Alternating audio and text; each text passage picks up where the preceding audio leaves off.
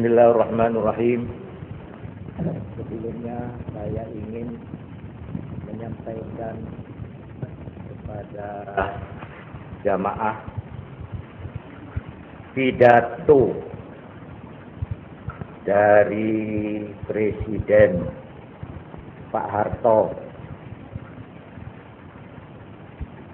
yang diucapkan pada tanggal 21 Juli, yaitu di dalam musyawarah nasional yang pertama dari Majelis Ulama seluruh Indonesia di Istana Negara. Ini amanat Presiden ditujukan kepada alim ulama Indonesia, di mana Bapak Presiden mengakui bahwa alim ulama adalah pemimpin-pemimpin yang berada di tengah masyarakat, yang benar-benar memahami aspirasi dan jiwa rakyat. Ini pengakuan dari beliau. Oleh karena itu, karena ulama itu pemimpin yang ada di tengah-tengah rakyat, yang memahami, ngerti perasaan rakyat, kebiasaan rakyat, ingin tahu keadaan rakyat yang sebenar-benarnya, maka diharapkan oleh Bapak Presiden supaya mengharapkan para alim ulama dapat meratakan tujuan masyarakat yang ingin kita bentuk bersama. Masyarakat Indonesia yang akan dibentuk itu apa? Nah, ini antara lain yang perlu kita pahami.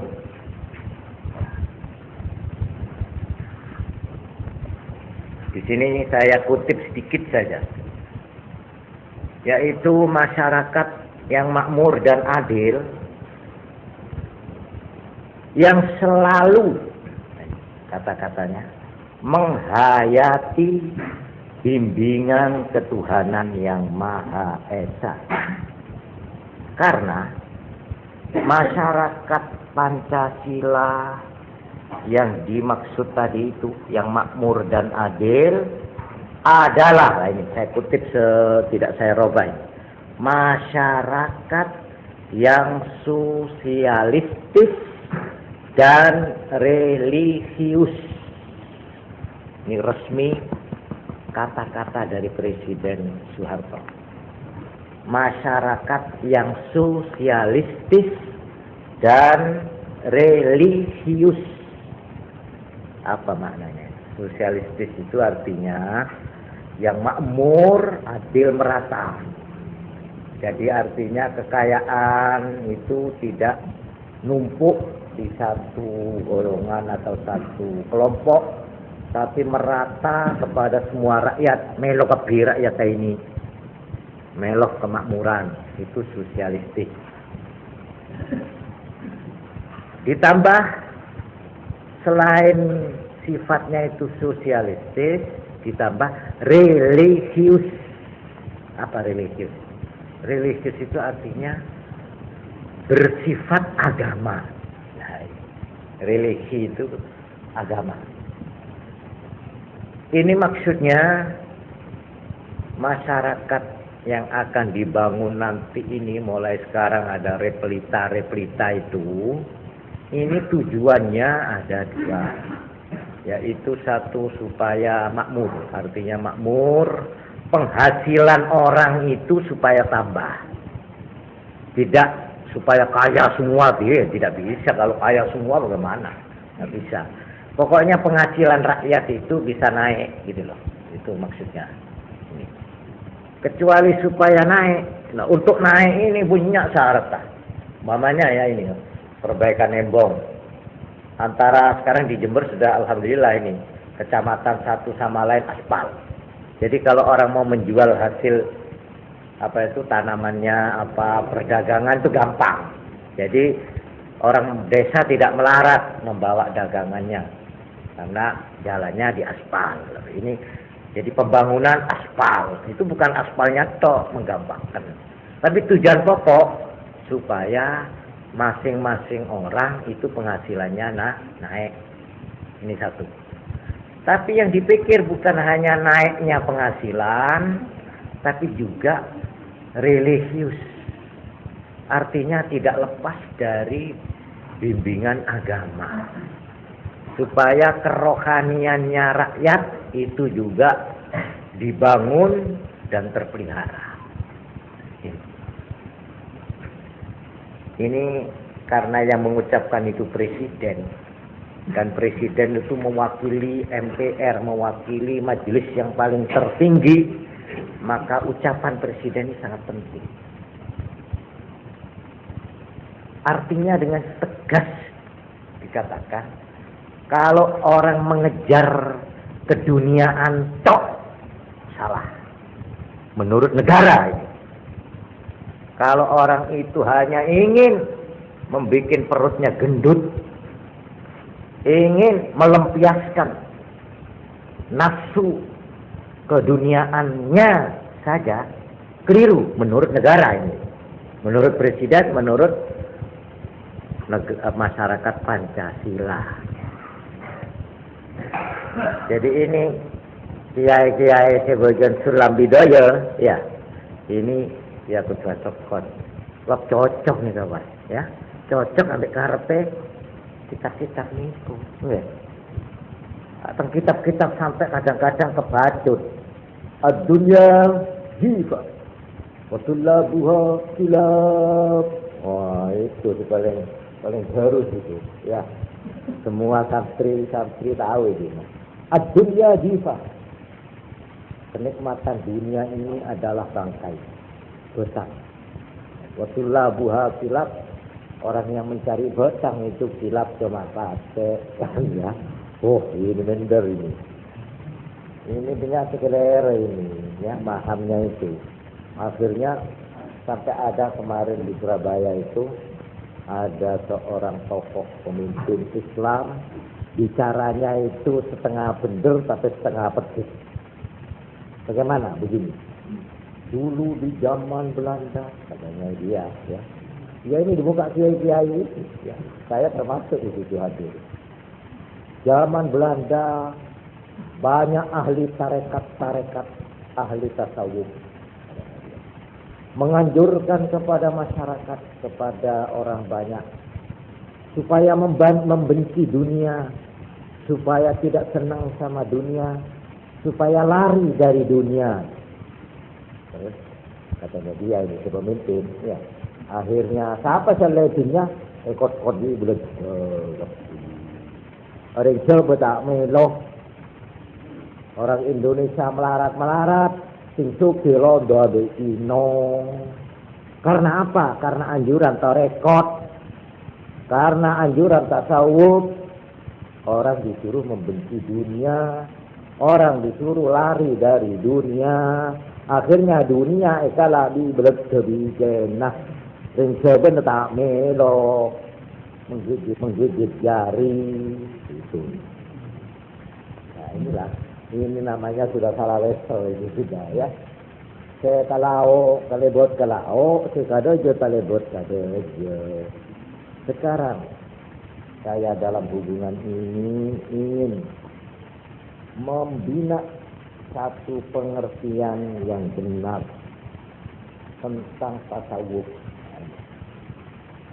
Pertanyaannya begini, apakah ajaran tasawuf itu bertentangan atau tidak cocok dengan repelita, dengan rencana pembangunan supaya orang itu naik penghasilannya saben bulan, Orang pokoknya yang melarat supaya jangan terlalu melarat, supaya biar tidak kaya tapi jangan melarat. Jadi dinaikkan.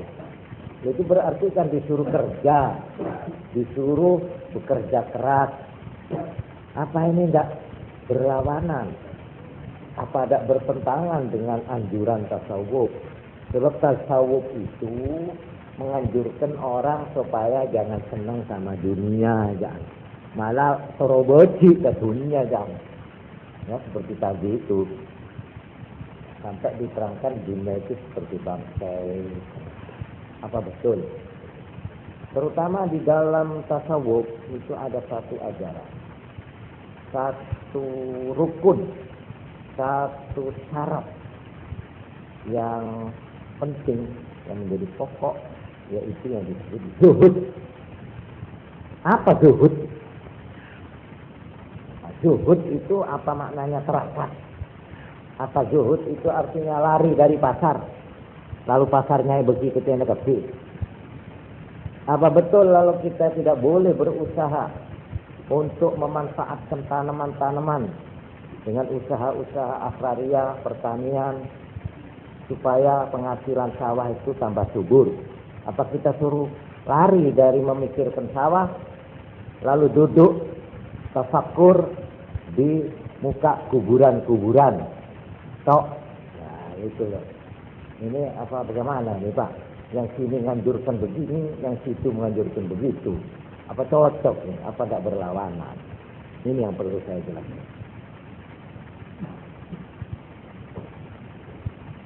Untuk menjawab ini, saya akan terus-menerus setiap malam insya Allah memberikan keterangan berturut-turut.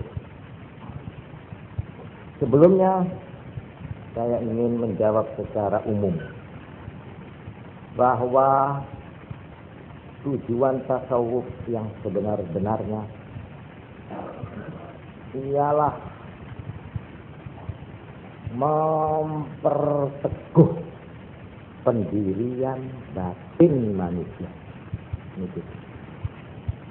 Memperkuat, memperteguh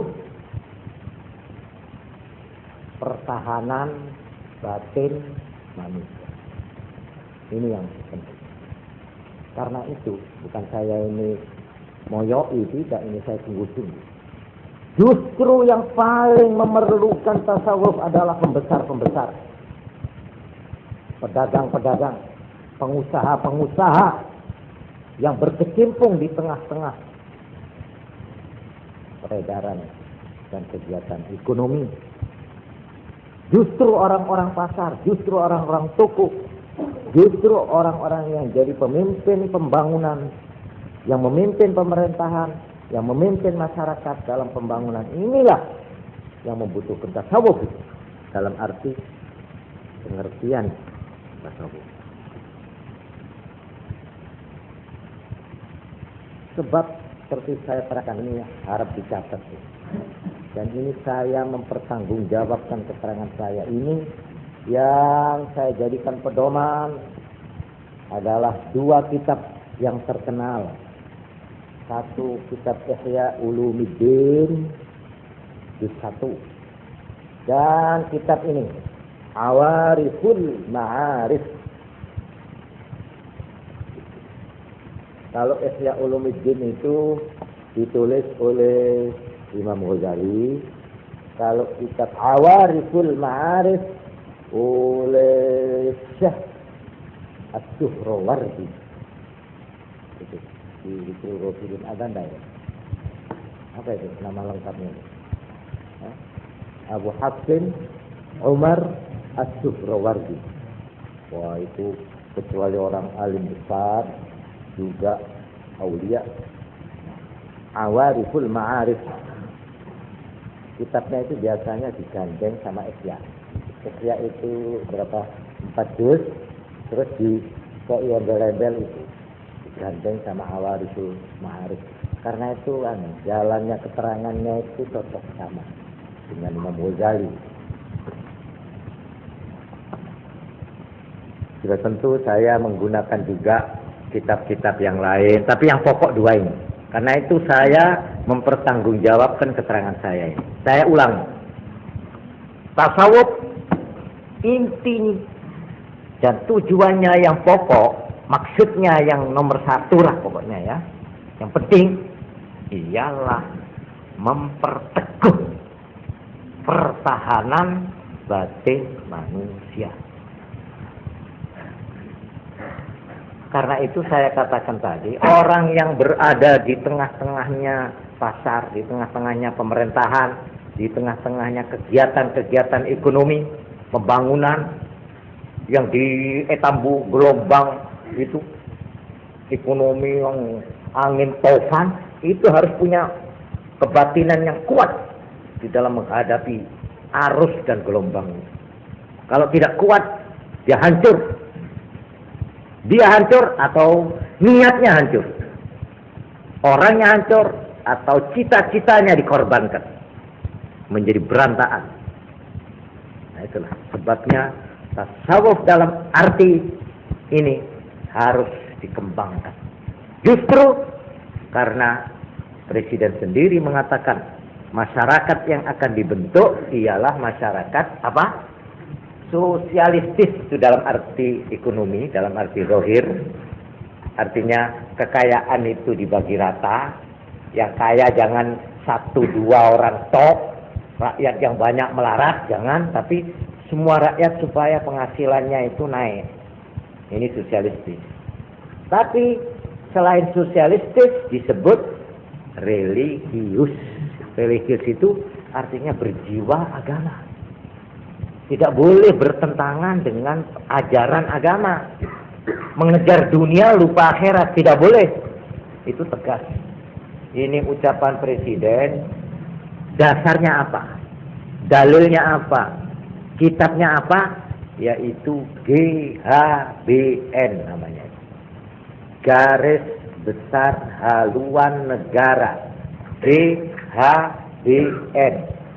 Ini GHBN mempunyai kekuatan hukum yang paling tinggi di Indonesia. Tidak boleh ditentang. Harus cocok sama GHBN, Garis Besar Haluan Negara. Ini dalil Presiden. Ya.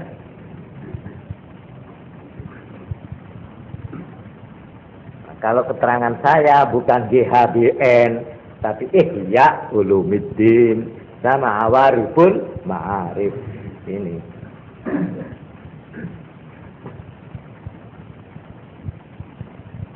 Yang kedua yang perlu saya sampaikan, sudah mengerti tujuan pokok. Di sini ada 3 macam manusia menurut agama Islam. Ada orang yang mengerjakan perintah-perintah agama, amalan-amalan agama, tapi kering jiwanya. Dia ngelakoni poso, ya sudah. Nang masjid, ya sudah. Zakat, ya sudah.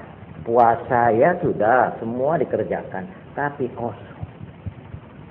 Kosong dalam arti tidak netes ke dalam hatinya. Yang dikerjakan oleh badannya itu, ya sudah. Habis ya habis. Tidak sampai masuk ke dalam hatinya. Tidak sampai mempengaruhi akhlaknya. Ini satu. Ini yang di dalam istilah ilmu tasawuf disebut ubbad. Ubbad. Orang ahli ibadah. Ibadahnya ibadah. Tapi ibadahnya itu binuril Islam. Hanya memakai nur Islam. Nur Islam. Yang dilakoni. Yo sahadate yo wis. Syahadu la ilaha ya sudah, cukup sudah. Wa asyhadu anna Muhammadar Rasulullah. Ya fasih. Tapi tak nyap-nyap ke dalam. tidak merasuk ke dalam hati. Ya sekedar mengucapkan, saya berjanji akan setia kepada Pancasila. Ya sudah begitu, cuma bala-bala. Ada kosong. Nah itu ada yang dimasukkan yang pertama. Ada lagi golongan atau kelompok kedua yang disebut az-zuhad. Ini istilah di dalam ilmu tasawuf. Yang tadi disebut ubbad, orang yang mengerjakan ibadah, ahli ibadah. Yang kedua zuhad, orang yang zuhud. Ini yang mengerjakan agama binuril iman, dengan cahaya iman. Binuril iman. Jadi dia berangkatnya dari hatinya, dari imannya. Karena dia percaya, maka dia sembahyang, maka dia puasa, maka dia zakat. Nah, berdasar kesadaran hati, berdasar kepercayaan. Dia itu betul-betul kalau kaya tidak karena ekorno orang, mari zakat itu ya. Masih belum boleh itu. Tidak usah ekorno, tidak usah diselidiki, tidak usah disuruh orang. Kalau dia sudah berkewajiban zakatnya dikeluarkan. Kenapa? Karena dia iman. Dia percaya bahwa ini perintah dan harus saya kerjakan. Ini iman. Ini sudah lebih dalam daripada yang pertama tadi. Tidak sekedar mengerjakan secara formalistis, secara resmi-resmian. Kalau itu tadi yang pertama, cara resminya Islam sudah. Mari, sunat. Oh, coba. Merpetok saya sudah sunat saya. Macam satu ampun, asal kula. Apa jangan mabuk. Apa? Haji gula. Terbana sampai selekor nih. Ubah mana ini ya? Ini cara kerja ini. Zakat dapat tiap tahun saya 2,5%. Tapi semua itu dikerjakannya seperti gitu, seperti ya sudah asal ngelakonnya gitu saja sudah. Tak ada dukungan dalam hati itu tak ada. Seperti begini, pada orang kata rakyat, mayit, iya. La ilaha illallah, la ilaha illallah, mamanya. Asalan ke kuburan, iya. Tanya, dah mas, sudah ngatar, saya paling jatuh pak, saya singok saya, ya. Habis sampai di kuburan, ya sambil duduk-duduk di atas kuburan, ya, sambil rokokan, ya. Aku jawab di kanjana. Ya apa kan? Ini bal-balan ini apa ya? Ya apa? Itu ngale kuburan itu mau diturunkan mayitnya itu. Tidak ada suasana khidmat, tidak ada suasana di mana orang itu serem atau apa itu khusyuk atau apa ada ya biasa saja. Habis pada kubur dah. Oh kerja kata ya. Oh iyalah. Oh mahar durian. Ya ini lesser saya ini. Mana? Kok bisa ada orang ngomong begitu itu? Agak malah. Tidak ada suasana itu diresapi oleh jiwanya kosong. Ini namanya batin. Orang yang mengerjakan perintah agama secara formalistis, tapi tak nyacak ke dalam. Ya ngater asal sudah mental agama sudah ini. Oh saya kena perluan ini. Saya ngater ini. Habis itu kubur tek. Mari jaga ya sudah betul sudah. Sudah habis kubur tek pasalkan ya amin. Amin boleh. Marilah. Sudah.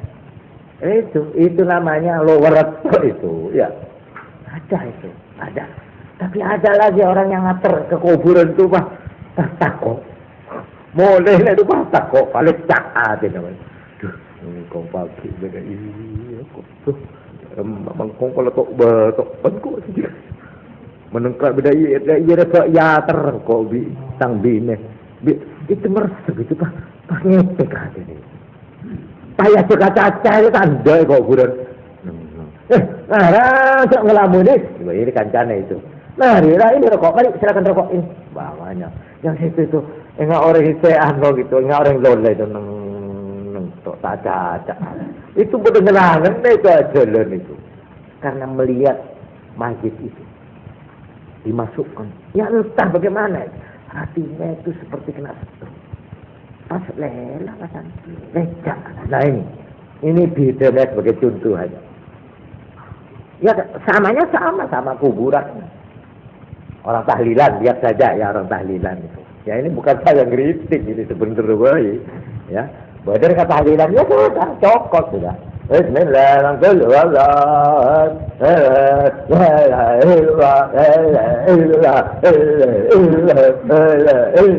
Ya sudah cukup. Ya kena apa? Agi dekat lah ampun saya pun cocok. Tapi apa tak masuk dalam suasana? Dia selamat dari tuana. Dia selamat itu kakak atau belaken atau bebin ada. Malah ngarjilingaran di malah tamu isi gedeng atau besarkin. Pahala nanti itu. Bukan suasana kematian yang syahdu, yang meresap, tapi dia ngarjilingaran sudah nyari konten juga. Lah itulah enak itu. Betul-betul si nyongok yang beliau begitu ya begitu. Ya sudah. Wah ada pesanan dari belakang.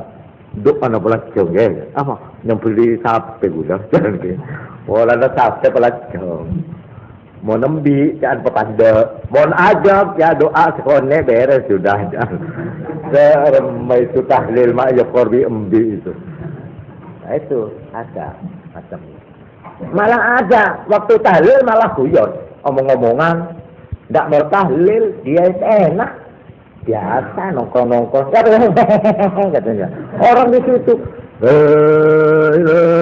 illallah waduh sampai ngelek suaranya itu ini nyaman ya padahal dia juga ikut hadir di dalam tahlil itu. Nah ini bedanya kering dan tidak kering itu di sini. Orang sembahyang juga, orang puasa juga begitu, orang baca Quran juga begitu. Nah inilah yang dimaksud zuhad. Jadi di sini diterangkan kalau zuhad itu hanya sebagian saja daripada perasaan itu netes ke dalam hatinya karena dia itu binuril iman. Lalu yang disebut sufi, tadi itu zuhad, sekarang sufi. Orang yang sudah mencapai tingkat sufi, tasawuf itu, yaitu orang yang di dalam mengerjakan perintah agama yang manapun itu binuril ihsan. Kalau yang pertama ubad binuril Islam, yang zuhad binuril iman, maka yang ketiga ini sufi itu binuril ihsan. Binuril ihsan ini artinya sepenuhnya isi jiwa daripada perintah agama yang dijalankan itu diresapi, dihayati ya oleh jiwanya, didukung oleh batinnya. Kalau sudah penuh, nah itu sufi. Jadi mengerjakan agama tidak sekedar syarat rukun secara zahir. Ini cara pertama tadi, binuril Islam. Tidak juga berdasar karena semata-mata berdasar kepercayaan, binuril iman, cuma sebagian saja, tapi juga lebih dari itu, yaitu binuril ihsan. Artinya dengan sepenuh-penuhnya. Nah ini namanya sufi. Ini untuk menerangkan tujuan asas atau tujuan tasawuf itu apa. Ini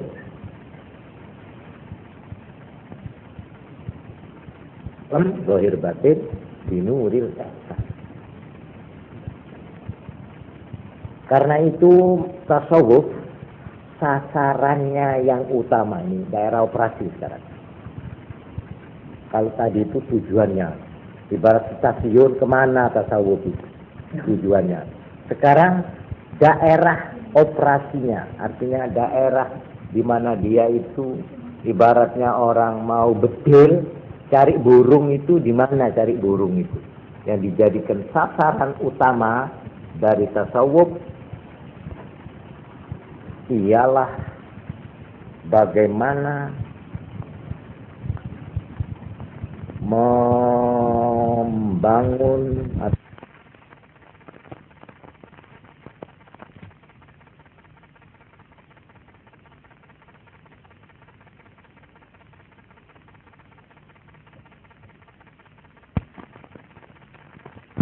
atau membina akhlak. Akhlak yang didasarkan ajaran agama.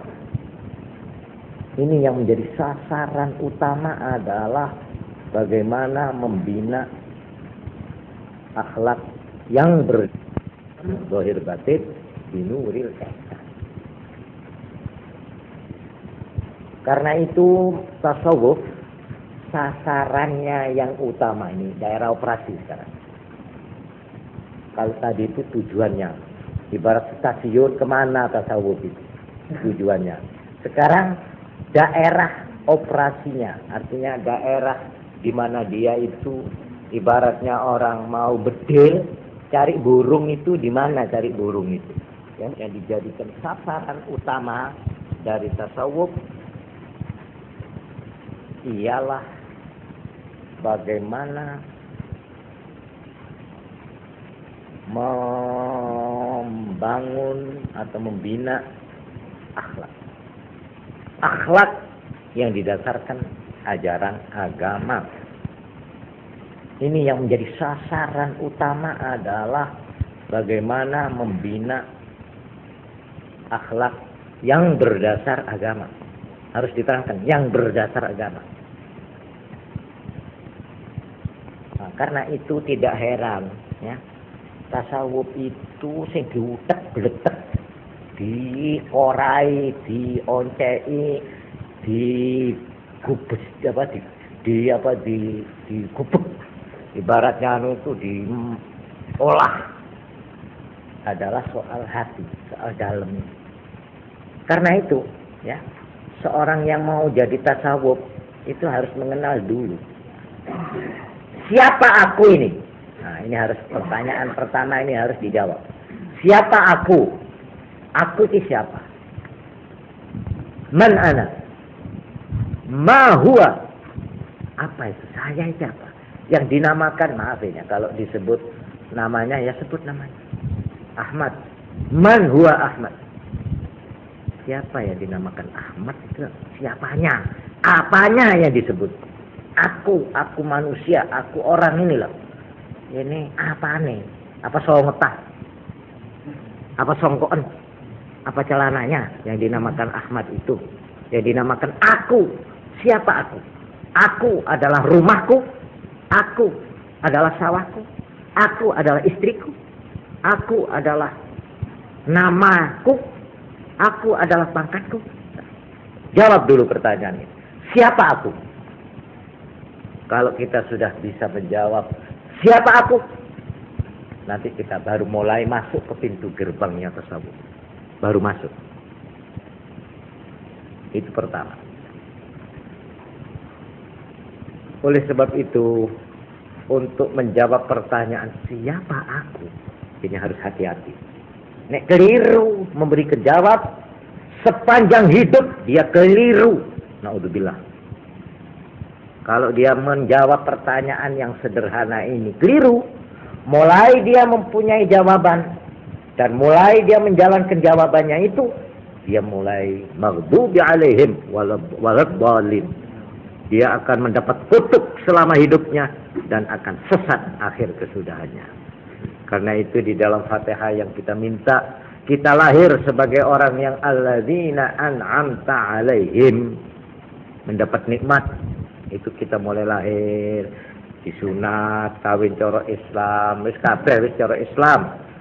Janganlah karena keliru menjawab man ana, siapa saya, di tengah perjalanan kita melakukan perbuatan-perbuatan yang kita yakini inilah yang benar, padahal keliru. Padahal keliru, inilah yang disebut mendapat kutuk, mendapat ghadab di tengah jalan. Ini yang kita minta, ghairil maghdubi alaihim, yang tidak dighadabi, tidak dimarahi, tidak mendapat murka laknat dari Allah di tengah jalan, walau bolin, dan tidak berkesudahan sesat. Itu maknanya. Itu an'amta alaihim ghairil maghdubi alaihim terus waladdallin. Itu mulai start alladzi an'amta alaihim, start mulai jalan, stasiun berangkat. Di tengah jalan maghdubi alaihim. Akhirnya ada sampai di stasiun yang dituju waladdallin. Itu makna.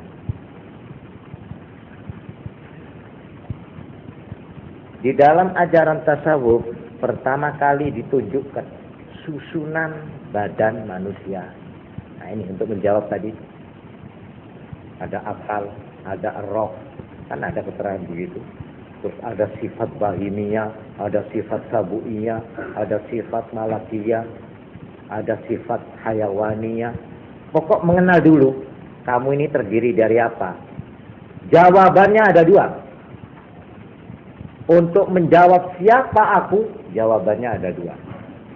Pertama, jawabannya secara zahir.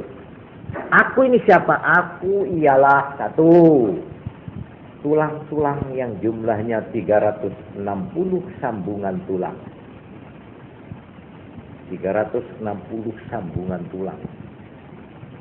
Yang itu tulang harus dipelihara, jangan sampai tidak mendapat makanan yang baik. Supaya sehat.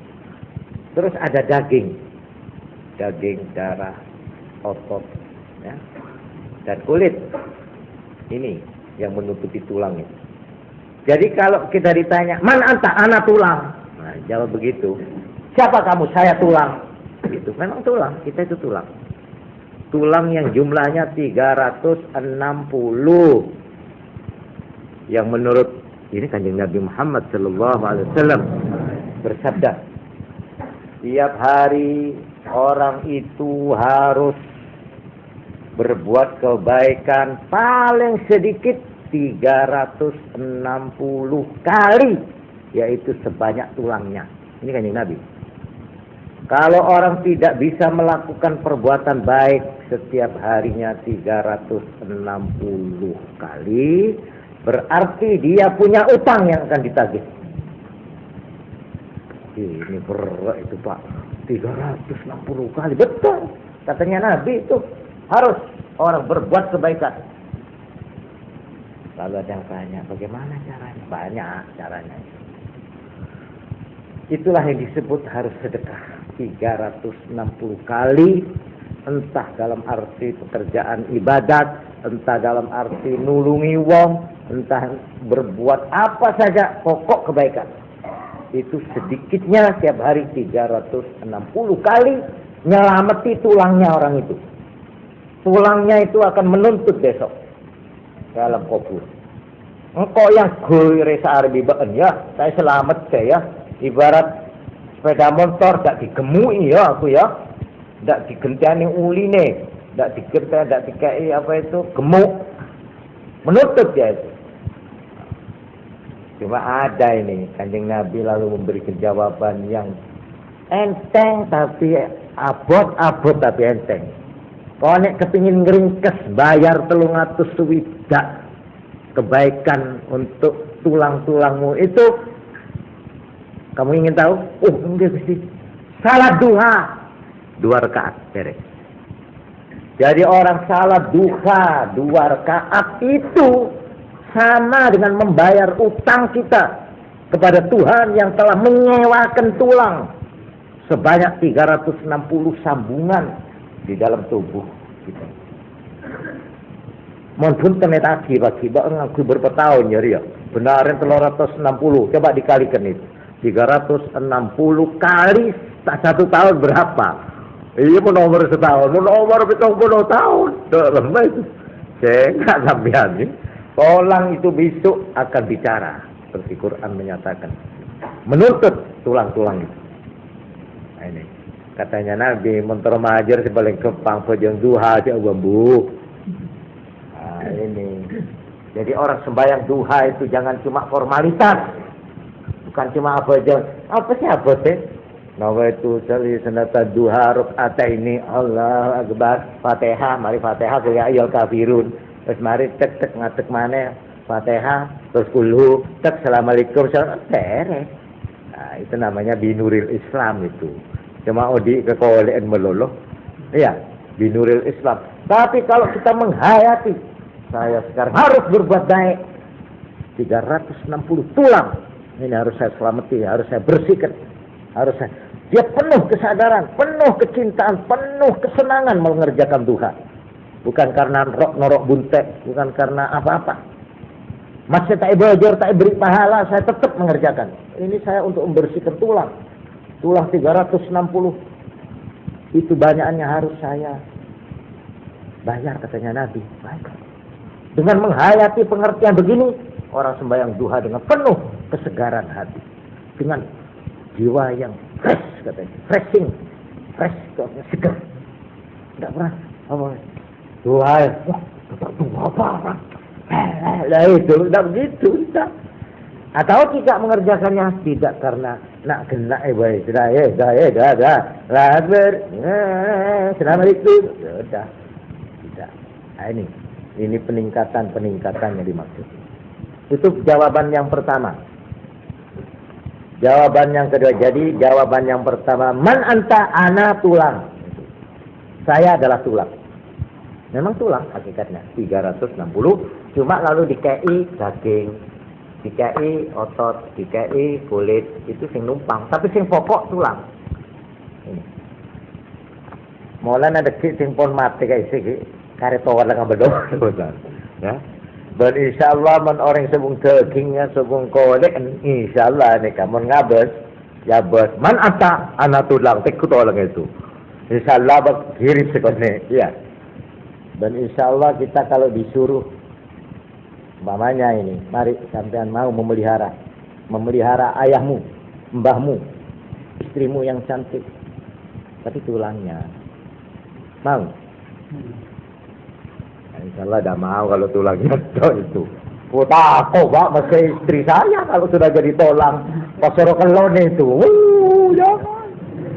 Biar istri, biar suami, biar ayah, biar ibu, biar adik, biar anak. Tapi mereka tolong atau, aduh, jalur ampun. Nah inilah lucu menuso ikat temen ini. Nek dipikir dijerok-jerok nong itu tunggu juga. Nah ini jawaban yang pertama. Kalau kita itu menjawab secara zahir, itulah jawaban. Tapi kalau kita menjawab yang kedua, man anta, siapa kamu? Ana ruh. Ini jawabannya. Saya adalah roh. Nah, inilah yang betul. Yang paling betul ini. Ana ruh. Saya adalah roh. Ini yang betul.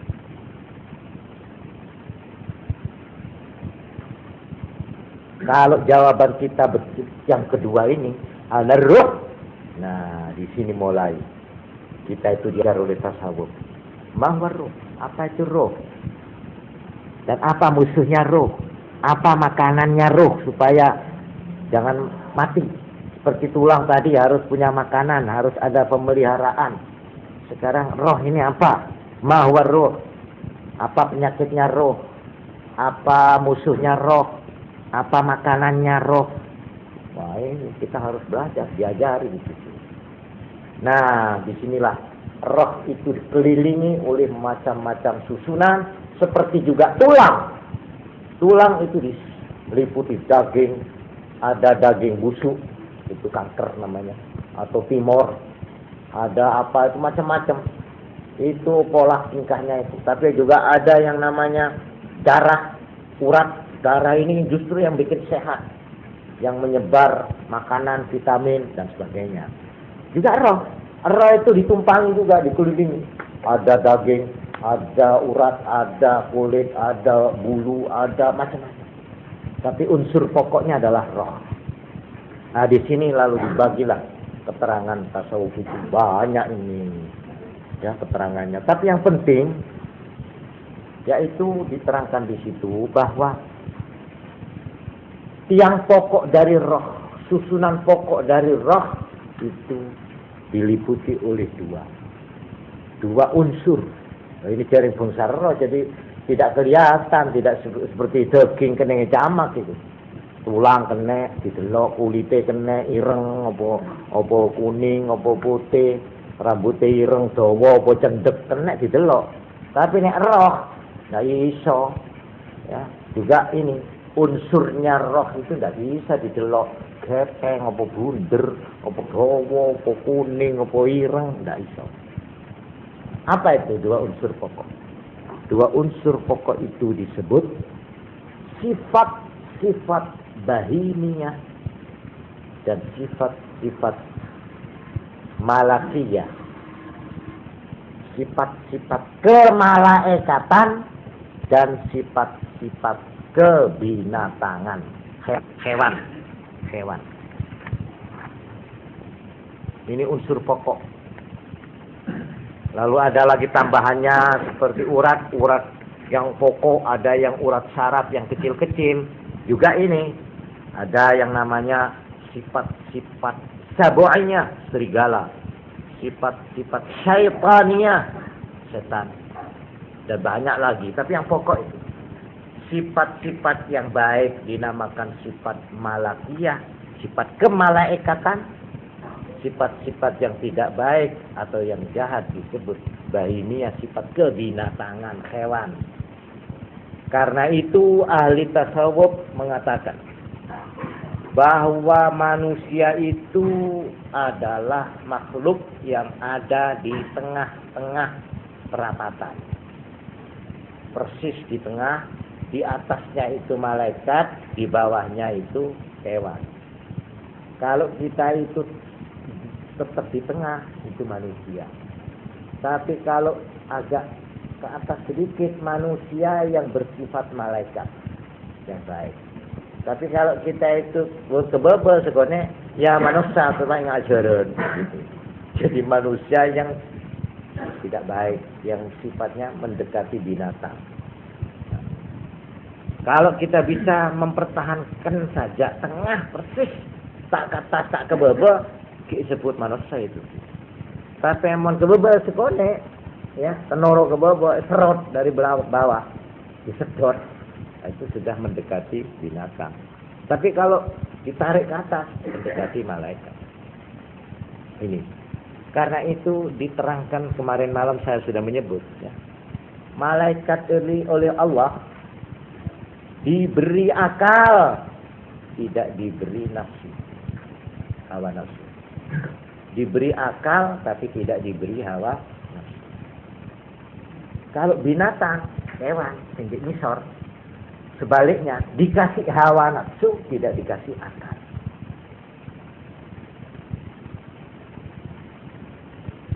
Kalau manusia yang di tengah dikasih dua-dua, ya akal ya hawa nafsu. Itu. Ini supaya bisa menjawab man anta, siapa kamu? Nah, jawabannya harus hati-hati. Kalau akal semata-mata itu malaikat, akal, tidak punya hawa nafsu. Kalau cuma nuruti hawa nafsu tok, itu namanya kewan. Kewan, tidak berakal blas. Diwurui, dikandani, dituturi, tidak gelem. Dipimpin agama, tidak gelem, kelek, iku api. Alah, pokok seneng. Nah, ini namanya binatang. Binatang itu kita lihat kehidupannya. Pedomannya hanya hawa nafsu. Artinya nafsu itu keinginannya. Makan. Bagaimana makan? Tak tahu. Jangan ditanya soalnya. Pokok makan. Apa makan di atas meja ngecok itu nasi goreng, apa makan di itu comberan sing kepek nun sewu tae, ya. Bukan soal, asal makan di meja yang bersih ngecok nasi goreng, atau makan di comberan yang kumpul keletong telek kotoran boleh, pokok makan itu titik, ya. Apalagi wong guwang, ya. Wong guwang itu muntah beda itu, nek orang pelapan aja. Ini muntah beda jahat tak sedek kan. Juga apalagi selain makan? Tidur. Dia tidur di mana? Enggak jadi soal. Di atas motor boleh. Tapi mau usah di motor ngok-ngokan itu. Beda aja pedungi motor bisa. Kadang bisa di tempat tidur kalau perlu kucing itu coba Lah tak tahu, wah ini baru kemantan anyar, tak kemantan anyar. Ini spray ini ki kotor sih, pokok tidur, pokok tidur. Di mana tidak jadi soal. Caranya bagaimana tidak soal. Abang Kang, iya. Selimuti, ya arek cilik. Di kucing selimuti, iya kayak itu. Abang Kang, iya kayak itu. Pokoknya cara dan tepat tidak jadi soal. Pokok tidur. Ini kan. Tiga apa? Pokok berkelamin. Nah, amosora. Kakek, dine. Di mana tak tahu. Di jalan raya boleh. Saya coba lihat saja. Etek, mentok, di jalan-jalan. Bedoreng yang kue seorang, buat tabal sedikit. Coba. Di tempat gelap, iya. Di mana saja itu bukan soal. Di mana, bagaimana, kawin, apa kawinnya mari. Dah kawin, iya mari. Nah itu. Pokok begitu. Nah. Jadi ini namanya karena itu disebut binatang itu tidak punya akal, hanya punya hawa nafsu. Mon malaikat tak wawu begitu, tidak ingin makan, tidak ingin kawin. Tidak ada ceritanya. Ono kemanten rek, sopo sendiri kemanten. Malaikat Jibril. Ono cerita malaikat jadi kemanten itu tidak ono. Ya, tidak ono. Tapi kalau jin kawin betul. Punya istri, punya anak. Dia makan juga. Nah itu bedanya jin sama malaikat. Nah malaikat betul. Betul. Malaikat itu cuma diparingi akal. Toh. Ya Allah, betul diparingi hawa nafsu. Kepingin turu, betul nonton malaikat kepingin turu ya ono. Ketondu tak ada, lah kalau ketondu. Kepingin ngombe setrup betul nonton. Tapi nek setan nggih. Nah ini kalau beda nih. Mulane nek ana wong ngombe gak maca bismillah niku ditulungi kali setan. Diombe kali setan. Ini kan teman anak setan niku. Nek malaikat boten betul kepingin ngampung. Tak tero ngampung nginom ndak. Soal kawin itu juga tidak. Soal apa? Pokoknya hawa nafsu tidak ono. Tapi nek setan jin tetap punya. Tetap. Malah sampai iki jarane ning kelambi niku. Niku kelambi nek dicepot cek nek mboten nganggo donga, tapi centelno sampean nggo malih niku mboten ilok. Niku sudah dipakai oleh setan. Setan itu gegu, gelatak. Apa gelatak? Lacak. Nek ana iwa, ana sego ngoten nggih ndak ditutupi. Iki dulit. Kadang diuyui oleh setan niku. Ana kurang asem niku. Geguk setan itu. Mulane Kanjeng Nabi aja sih lho nek duwe omben-omben, panganan tutup ono. Nek ndak ojo kok ombe, kok pangan. Niku diduyui setan. Kadang dibilat, kadang didoni wis setan. Niku geguk lah kono setan iki. Kelambi nggih ngoten ya. Mulane nek wong kepingin ndang waras niku nggih. Niku sing dienggo awak abenge. Nek wis tani ojo dienggo maneh. Nek wong lara. Saling dengannya. Ono dungane. Nek arep nganggo ono dungane supaya setan aja melok-melok. Luwe-luwe nek badhe nyopot nih. Nek badhe ngecul ini katok utawa sarung, celana, berdoa nang itu. Mondak, ya maaf. Nah, begitu kemaluan kita kelihatan oleh setan, begitu dia mengganggu kemaluan kita ini. Jadi setiap kita melepas pakaian, baju, ya maaf ini aurat yang dibuka. Itu kan terpaksa dibuka. Kok ndak nganggo donga, camat di setan. Ini hak. Jadi nek wong kepingin direksa aja sampai zina. Mulai kanak dia diajari doa setiap melepas bajunya, terutama perempuan. Ada doa. Dan tidak berat. Bismillahirrahmanirrahim. La ilaha illa hu. Melepas baju apa saja. Kalau ingin jangan sampai auratmu, kemaluanmu terutama diganggu oleh setan, bacalah itu. Bismillahirrahmanirrahim. La ilaha illa hu. Sudah. Insyaallah kabeh iso. Terutama nek melepas katok nih bangsa jero-jero niku, kutang, nek kepingin dipelihara dari perbuatan zina seumur hidup, diselamatkan dari godaan setan, bacalah setiap melepas.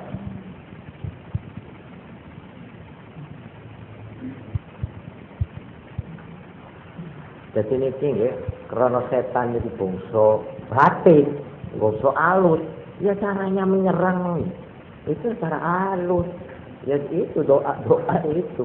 Lah yang ngerti doa itu ya Kanjeng Nabi yang mengajari kita itu dari Allah Subhanahu wa taala ya. Sudah ini jadi saya sebagai pendahuluan ini sudah jelas ya. Jadi keterangan saya malam ini saya akhiri di sini saja, yaitu kita untuk mengerjakan tasawuf lebih dulu kita harus bisa menjawab pertanyaan man anta, siapa engkau, siapa beendria. Kalau kita itu keliru menjawabnya, keliru juga perjalanan hidup kita. Konsopo potongan yang langsing, repot sudah. Kalau potongan yang langsing, kalau umurnya dia tambah tua susah. Tuh opo yo abet no. Tidak ada barang yang paling ditakuti kecuali tua. Tua itu. Karena apa? Berubah semua ukuran. Ukuran sentimeter itu hilang semua. Langsing berkerut. Kalau itu jawabanmu, keliru seluruh perjalanan hidup. Kamu akan jadi orang susah. Semakin tua semakin susah. Kerok sekone susah. Wis dak ayu sithik wis susah. Bungkuk sithik wis susah. Tambah tua tambah susah, gelisah. Tapi kalau jawabanmu betul, man anta ala ruh. Semakin tua semakin mutmainnah. Semakin tenang orang itu. Biarpun dia orang perempuan. Nanti dia itu bisa menjawab dan bisa konsekuen, maka dia nanti yang akan dipanggil ya ayyatuhan nafsul mutmainnah irji'i ila rabbik, ayo kembali ke sini kepada Tuhanmu, radiyatan mardiyah. Coba dengan perasaan puas itu radiyah, mardiyah, diterima dengan baik dan dieluk-elukkan oleh Tuhan, dielus-elus oleh Tuhan. Fadkhuli fi ibadati, pantinya lebuah termasuk hambaku yang baik. Wadkhuli jannati, silahkan masuk surgaku ini, habiskan keinginanmu di situ. Ma tasdahihi ma tasdahil hawa. Inilah pokok tujuan daripada tasawuf. Ya. Nah, sudah saya kira cukup jelas lah. Mudah-mudahan untuk langkah pertama kita sudah menemukan jawaban apa itu tujuan tasawuf, perlunya tasawuf. Dan kalau kita sudah tahu begitu, kita sendiri ini merasa perlu apa enggak kepada tasawuf. Itulah. Dan terjawab bahwa al-jawab subhanallah wa bihamdihi asyhadu an la ilaha illa anta astaghfiruka wa atubu ilaik. Assalamualaikum warahmatullahi wabarakatuh.